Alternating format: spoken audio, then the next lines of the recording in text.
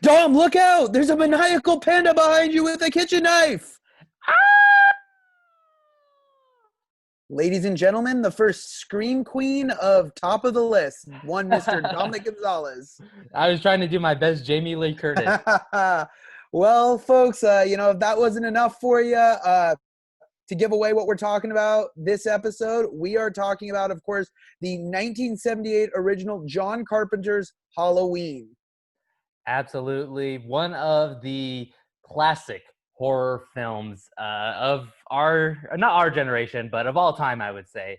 Um, Definitely started a long, long line of films that would copy, imitate it. Some to successful attempts, and many, many, many films way, way worse than this.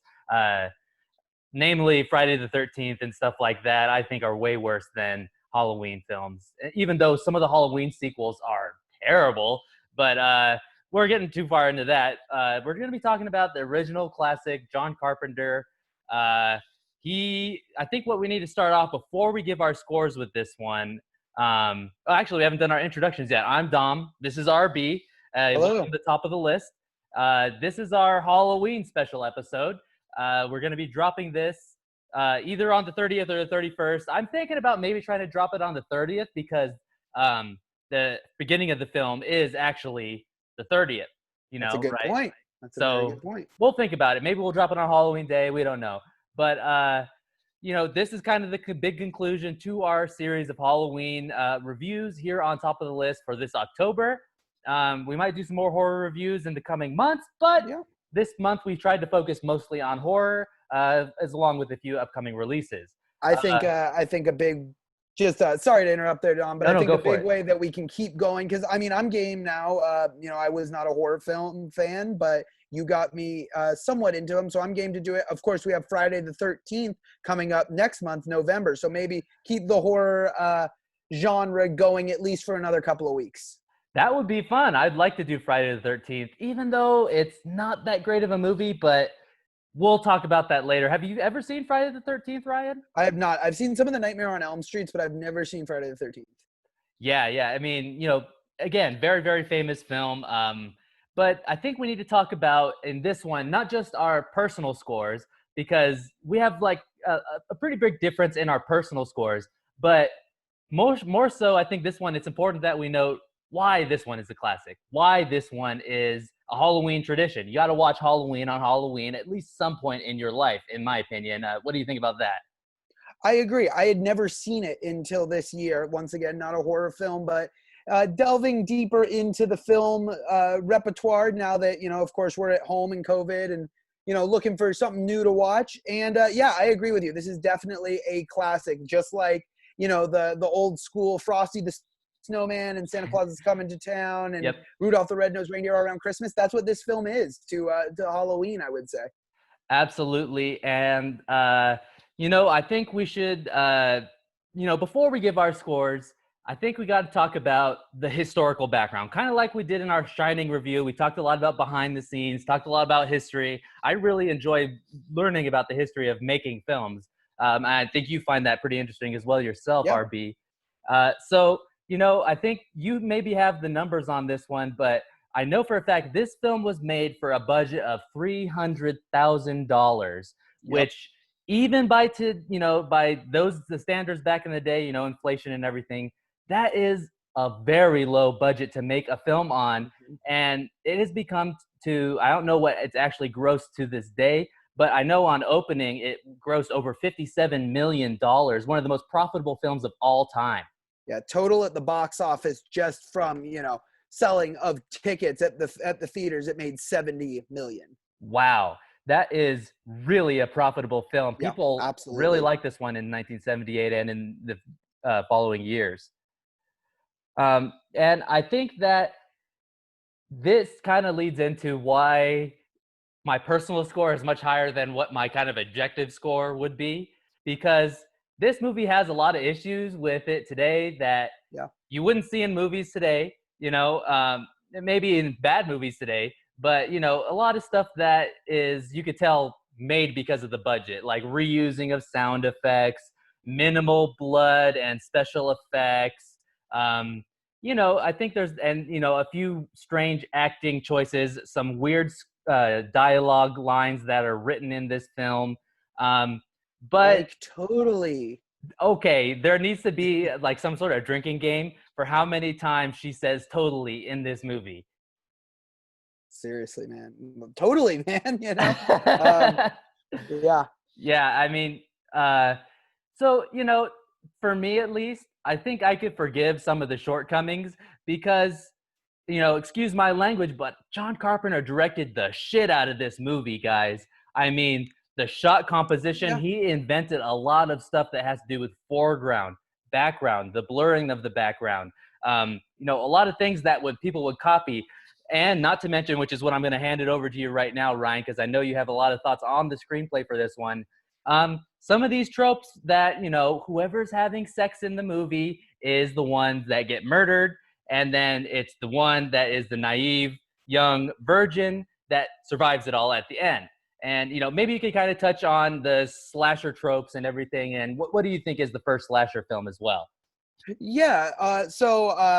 We had this conversation, of course, in pre-production. And I did not realize watching this film that this was the first slasher film, or what many consider the first slasher film. I would argue that Psycho, which was in 1960, of course, Alfred Hitchcock's thriller, is the first slasher film, maybe before its time, obviously. But interestingly enough, I love this fun fact. I found it when when I was researching before this film. Jamie Lee Curtis, the daughter of Janet Leigh, who plays Marion Crane in Psycho. So like mother, like daughter. But you see these themes even in Psycho. Even if you're not going to consider Psycho a slasher film, you see some of the themes utilized in Psycho, utilized again in Halloween, and now utilized in nearly every slasher film. And let's start with that promiscuity. When you look at Psycho, the first to die, Marion's sister, I'm not remembering her name, but the opening sequence is her getting dressed after sleeping with some businessman, having an affair, and of course, she's the first to die. I think that's been a technique that's been used in all sorts of horror films, definitely. Of course, John Hughes here, I'm sorry, John Carpenter, takes it a step further here, where quite literally everyone who has sex dies in this film. And everyone's super horny. Yeah. I guess there's nothing much to do in what was it? Plainfield, Illinois was where this took place. Haddonfield. Haddonfield, that's what it is. Yeah. But yeah. Although I will say, here was one of my flaws with it. I have many flaws with this film, but it was my first flaw with it. This was Halloween night, and there was almost nobody trick-or-treating in this film. Yep. I mean, understandably, not much budget, so probably not a lot to hire extras to just be, in the streets trick-or-treating. I get that.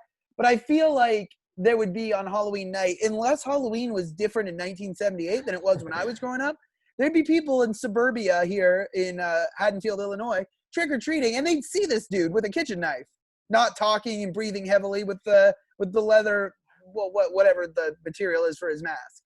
And which is kind of played at in Hubie Halloween, a film we reviewed recently, where the streets are packed with people and the person that's wearing the pig mask is just literally walking through these crowds of people in trick-or-treat costumes and people trick-or-treating, kind of making fun of the original Halloween in a way that, saying that, oh, we have a bunch of extras and here he is walking through the streets. But you know what? That kind of segues me into maybe now we should kind of give our scores and then our reasoning why we gave the score. So is it cool if I go first? Go right ahead, yeah. Okay, so my objective score for this movie, I'd probably give it 6.5 or a 7, which I think is about, a little bit, maybe a half point higher than you are. But my actual score, if you think of it like a Halloween tradition and everything like that, and I'll kind of back up my reasoning too, is I think I'm going to give this one an 8.5. I want to give it a 9, but I'm going to give it the 8.5 with an asterisk on it saying it's a must-see Halloween tradition. Yeah. And I'm going to give this one an 8.5, mostly because of the concepts and the direction. But the concept is, on any other day other than Halloween, a guy wearing which if you guys don't know, it is literally just a William Shatner mask that they bought at a store nearby for like 50 cents. And just, I don't know if it was 50 cents exactly, but they bought it for really cheap. And they just, cut out the eyes, made it look dirty. And they said, here's your mask, Michael Myers. Behind the scenes, they did that. And, it works. It's terrifying, I think, the image of him wearing the mask. And it's pretty crazy that, there's just a guy walking around in a mask. And on any other day other than Halloween, people would say, whoa, that's really weird. But on Halloween, people are like, oh, it's just a guy in his Halloween costume, which adds a lot of tension for me in this movie, along with the fact that Michael Myers is in a lot of the backgrounds of a lot of these shots, and he's just kind of being really creepy. And, that's kind of my main points why I like this one a lot. The direction is incredible.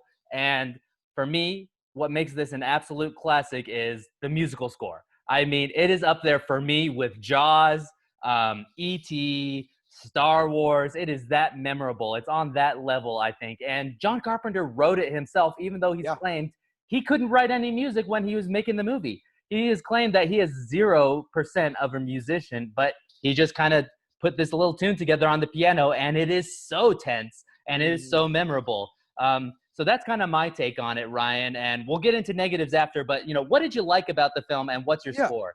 Yeah, no, so I think I could totally get behind your scores, especially when you're looking at this as a Halloween classic.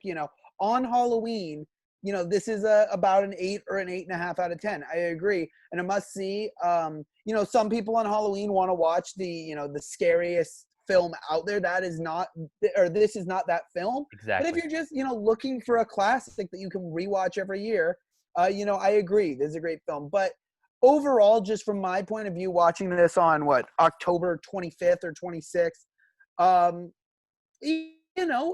had some flaws with this film. I give it a 6 out of 10. It's above average. Yeah. Don't get me wrong. It's above average. I don't know that it's necessarily good. Mm-hmm. I do agree with you. I love especially with a low budget, the directorial choices by John Carpenter. The sequences that I like the sequences where we're seeing through Michael Myers' eyes. And I love the sequences where we're seeing through, I'm not remembering her name, but Jamie Lee Curtis's character's eyes.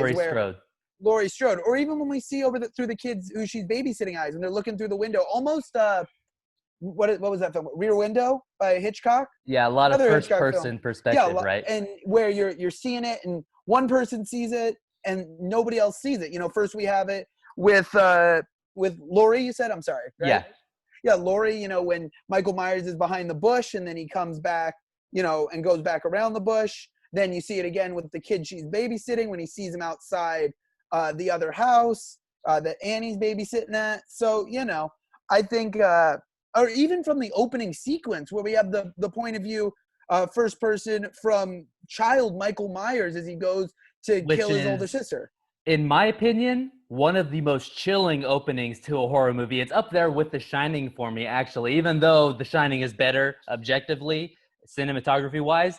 The way that it's shot and the fact that, it starts off with the, first-person camera handheld, and then you see the arm reach over and the mask goes over the camera and you're looking through the holes in the mask, and then, Michael! And you just start stabbing and then, the amazing wide shot of him getting the mask pulled off of him and just holding the bloody knife and that blank stare in his eyes.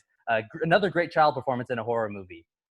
Yeah, I see what you're saying there. And like I said, that's all I think the direction by John Carpenter. So I'm all behind that, definitely. I do like the performance by Jamie Lee Curtis. I'll be honest. I thought for, what was a low budget independent horror film, I thought she gave a decent performance in her character. I think the friends around her weren't that great, but I thought she did a solid job. I totally was bought into her. And of course, this being her on-screen debut, skyrocketed her career to, she's, I would say, one of the most recognizable actresses out there today, now in her 60s. Yeah. So, I'm all about that, definitely. And what about the music? What was your take on the music? Yeah, the score is iconic, without a doubt. I agree with you right there. Up there, it's not as elaborate, but up there, I think, with anything that John Williams puts to the screen. I know we've talked about the guy who did the Avengers, and also Back to the Future. I'm sorry, I'm blanking on his name. Alan Silvestri. Alan Silvestri, anything he could have put on the screen, it is fantastic. And how long it goes in that opening sequence, it's just the jack-o'-lantern with the credits. Yep. Incredible. And in without going too far into spoilers, even in the credits, the end credits, where you have it playing with just Michael Myers breathing as you see the different shots of the house, just chilling. Yeah, absolutely. And, I think that's about, for me, where the positives end. I think that, I think this is kind of where we're going to diverge. I like the story.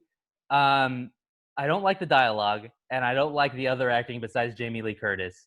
You didn't like the doctor? I didn't mind Donald Pleasence. Yeah, Donald Pleasence. He is fantastic in this movie. He has some amazing lines. I think he is a horrible psychiatrist, whatever. Yep. I think it would have made more sense if he was like a crazed, like Michael Myers' father than actually, because he doesn't seem to have any like words of actual like mental illness and know what's going on with Michael, just that he's evil. And I don't think that's how a psychiatrist should be looking at things. But how about, I liked his performance. And how about, in my opinion, the best scene in this movie, when they first are investigating the Myers house and he's there with the sheriff, and you don't see it because it's low budget, of course, but also because they want you to paint that picture in your mind of, is that a dog? And then he goes, no, that can't be. And he's, oh, it must have been a skunk. He said, no, he got hungry. And then you realize Michael Myers ate a fucking dog. And then he goes upstairs and he's like, oh, you really are terrified of this guy. Because he had freaking Donald Pleasence, Dr. Loomis, he has a gun. And then he has that incredible speech of, 15 years ago, I found a 6-year-old boy, and, I spent 8 years trying to reach him, and the remaining 7 trying to keep him locked away because I realized he was just truly and purely evil. I thought that was so incredible. And then, it's a great line. It just doesn't make sense to be delivered by a psychologist, as far as I'm concerned. Yeah, and I can see where you're coming from there. But the way it's acted too is fantastic. Yeah, the way it's acted is fantastic. You really hear the fear in Donald Pleasence's voice. Which kind of leads me into where I think this is our biggest divergence as far as opinion. I like the fact that Michael Myers doesn't really have a motive besides he's evil, and anything that resembles promiscuity, he attacks it. I think that obscurity and ambiguity adds a lot of fear factor to this movie. As far as you're concerned, I'm pretty sure you thought that the motive was really weak. Yeah, I disagree. I think, whether it's a superhero film, a James Bond film, I think the biggest, any film with a clear antagonist versus protagonist, I love the antagonist when he has a great motive. Whether it's the big aha moment, I'll just throw out some ideas here with superhero movies. Captain Marvel, when we find out, why our antagonist is trying to keep her powers down. Whether it's, how about I think Killmonger? There's always a great motive with Killmonger. Yeah, that's another great one. Or going into the DC universe too with Black Manta. I think when they've got a motive, it lets you connect with the villain too. I didn't like the lack of backstory behind Michael Myers. I wanted to know, why he was so averse to promiscuity. Did something go on? Was he molested as a child, which is what caused him to kill his sister? I don't know, but I wanted something besides. And I think, and you and I had this conversation, I feel like this may be touched in the later films, but you said they're not worth the watch, so I guess I'll never know. It just left me wanting more. It. Yeah, and I can see where you're coming from. And the follow-up, the other thing that really didn't stick with me, and I think it's more of, I wish I had more story from the screenwriting, is how does Michael Myers survive? Stabbed in the neck, stabbed with the knife, shot 5 times, and he's still alive. Yeah, I could see where a lot of people want an explanation, but I think this is where we kind of always diverge on our, at least in the terms of horror movies so far, is I like the fact that it's kind of supernatural. You don't know whether or not he is some sort of supernatural being. In my personal opinion, I think it's because he's the epitome of evil. He literally has the devil inside of him. And that is the supernatural aspect, is why he keeps living on and surviving all of these encounters that he is taking in this movie. And I will tell you, to me, that sounds like a lazy way out. I could totally see why. I could totally see why, I don't know. I kind of like that fact of it. And that's kind of, maybe we're getting into what the meaning of the movie is now. For me, this movie is an analysis of evil. This guy is not human anymore. He is so evil that he has lost every sense of morality, every sense of humanity.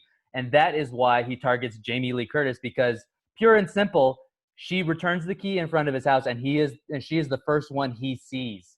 And that is all that it takes for him to target her and her friends. What do you think? Okay. I don't know. He was locked away in a psych institution for what, 20, or he was 6, so 15 years. Mm-hmm. There's got to be some diagnosis on what was wrong with him. You don't just, was he a normal, 5.5-year-old boy up until he was 6 and he killed his sister? Like, what caused him to be pushed away that far detached from morality? Mental illness, pure insanity. That's my explanation, at least. That is lazy. That is laziness on the part of, and I'm not saying on you, because that's the only way you can explain it. Yep. The way this film is written. Yep. But that's laziness on the screenwriting. Yeah, and they try to explain it away, why he targets Jamie Lee Curtis and why he is able to kind of almost essentially be immortal in the following films. They spoilers if you haven't seen them. They're old movies at this point, but they try to explain in some of the other movies that Jamie Lee Curtis is the long lost sister of Michael Myers, and that's why. And they kind of hint at this. They kind of hint at this in the classroom scene where she first sees him standing across the street from her. Where if you listen to what the teacher is discussing, they're discussing a book, something by someone named Samuels, and the book they're discussing about is about fate. It's about destiny, and it's kind of like, that's the implication, is that they're intertwined by fate. And it's kind of loose, as I could see what you're saying. Yeah, but I think I could have totally gotten behind that more. From what I was reading, it was that Jamie Lee Curtis was like a newborn, or when Michael Myers did this, maybe that was why his parents weren't home, was because they were at the hospital, having this third child, and he's there to seek revenge on the other sister. I could get behind that, but that was not established in this film. And I wish it was. Right. Yeah. And I can totally see your point of view on that one. A lot of people side with you on this one, Ryan. A lot of people that watch this movie today say the exact same thing as you did. But, back in 1980 or 1978, maybe some people could have just, given up, given it what it was. That's the last thing I want to talk about in this film, though. That was one of my favorite things that I think John Carpenter snuck into this film, that I found almost comical watching it today. You could tell, when they were watching Dr. Dementia on TV and showing The Thing, how cheesy horror films were back in probably the 50s, and how this film that we're watching now in 1978, when people were watching it in 1978, is the true epitome of horror. Right. But if you think about it now, if they were to do that again, it would be John Carpenter's Halloween on the TV as something crazy is going on the screen. So that's just the evolution of horror. Absolutely. And I'm really glad you picked up on that, dude. That is a great insight into this movie. I think we should kind of close out with, some of the negatives. I don't feel like we talked about it as much. The dialogue in this movie, Lindsay, I hate this dog. And how about earlier on in the movie, oh, I forget my books all the time. My math book, my science book, my history book, my French book. Who needs books? I don't have any books. Come on, man. The dialogue is pretty bad at some points. Yeah, it is cliche after cliche of the dumb, slutty blonde, so to speak, for lack of a better term. Yeah, absolutely. And there's, a couple bad performances too. Namely, like we kind of talked about, Annie and her boyfriend, not Annie's boyfriend, but the couple that comes over when Annie is already killed. Right, yeah. I think his name's Bob. That comes over, and he gives an okay performance, but I mean, come on. I mean, he goes downstairs and he gets a beer, and you know, I don't know. It's kind of weird. I love the shot where he gets stabbed and he's like stuck to the cupboard, even though it's unrealistic. Like no way Hmm. a knife would hold a human body like Yeah. that. It's a Hmm. cool shot though. It's a definitely a cool shot. Yeah, I mean, I don't know. Like, there's a few things about the acting, and Yeah. something that Bob says even before, which is kind of disturbing if you think about it, where he kind of Yes, says, we're gonna say the same thing. "Okay, go, go, go." Yeah, so I'll rip your clothes off and you rip my clothes off, and then we'll both rip Lindsay's clothes off. And Lindsay's like 6 years old. Yeah, she's the little girl that they're babysitting. Yeah, that was really messed up. Caitlin and I, when we were watching this together, picked up on that immediately, and we're like, "Wait a second, what did he just say?" Right? Like, And that kind of reminds me of, we never talked about in Hubie Halloween, Ray Liotta hitting on that the what's her name, China Anne McClain. She was in like a bunch of Disney shows. The black girl. right? Yeah, what's wrong with that? He's like 40 and she's like supposed to be 16 in this movie. She's a high schooler. No, she's not. She was the teacher. No, she wasn't the teacher. What? She was a high schooler. Dude, I thought she was the teacher. Maybe I think maybe she I'm was the wrong. teacher, man. And besides the point, that just reminded me of that. All right, yeah, I disagree on that one, but yes, agreed. The Lindsay line was probably the most disturbing thing about this film. Yeah, and there's some things like they reused a sound effect when Annie dies in the car. Like she's choking and she's going ah, ah, ah, and then they play the exact same sound effect again in a different angle shot. That's just because of the budget. They didn't have time to Right, make of more course. sound effects, stuff like that. And then I think we should maybe talk about the ending of this movie a little more. Michael Myers disappears at the end after Yep, what I think is a very thrilling sequence of Laurie Strode trying to escape her and agreed. basically outsmarting him a lot, and trying to trick him by opening the porch door and then going inside the closet, trying to trick him like that, and a lot of Mhm. different things. I like that she outsmarts him, but yeah, what do you think about that final sequence? Yeah, no, it's a great sequence, definitely. Well thought out, well executed, well choreographed between the I don't know the name of the actor who played Michael Myers Yeah. and Jamie Lee Curtis, and I thought it was gonna be like a big reveal when she pulled the mask off. It wasn't, obviously, which was kind of a bummer, but Hmm. um, yeah, I thought that was great. And then her hiding in the closet and him stabbing through the closet, and then with she finally stabs him and he's dead on the floor. But then you see him in the background. We talked about foreground and background. She's sitting there finally, like kind of catching her breath and sort of just sobbing. And you see him sit up. That's sort of a startling scene. And how about Definitely. even the first time when he starts to attack her, when she's kind of just seen the dead bodies of her friends and she's freaking out and standing next to the closet, and you see just the mask fade into the clarity Yeah, from the darkness of the closet. That is a cool shot. absolutely. Yeah. But what do you think about him disappearing at the end after Loomis shoots him literally 5 times? Yeah, like I said, that upsets me in this film. We talked about it, that this guy is friggin' immortal, and that, once again, I am all for a horror film that could happen. And I felt like a lot of the stuff in this film could happen up until that scene. And he, shot 5 times, falls off the balcony, laying there dead, and they look and he's gone. The little upsetting to me. And then of course you're left with the cut scenes from all around the house with his heavy breathing and that line. Yeah. Yeah. Yeah. I think it's the breathing for me in this movie is one of the creepiest aspects of him just breathing in the mask and hearing it. It just sounds really crazy. And I like when he's attacking Laurie in this final sequence, you can hear the breathing get faster and faster and faster. And as a result, I was just watching it earlier today. As a result, you kind of start breathing faster too, which I think is a really cool trick that he pulls off. But I'm totally with you on the fact that, I think maybe he should have stayed dead. And then in the sequel, they should have explained how he survives in some way. Left it that he's dead at the end of the movie. But I get what you're saying. Like, I don't like that he disappears. I think they should have kept him dead and then figured it out in the sequel how they would keep it going somehow and explain it in the sequel. But they never do, of course. They just have him being immortal automatically. Right. Yeah. Absolutely. All So right. any Well, thoughts? I mean, yeah, no, I mean, like I said, I wish the sequels were better so I could watch them and figure it out. But you know, I'm sure I'll do my reading online and figure out, you know, through whatever Halloween Fanopedia or something to figure out what's up with Michael Myers, so I don't have to sit through those films as you encourage me not to.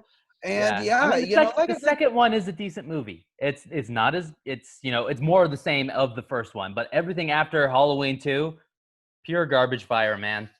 including the one that just came out like 2 years ago, that was 40 years after it in 2018. The new Halloween 2018, because that's Yeah. literally the same name.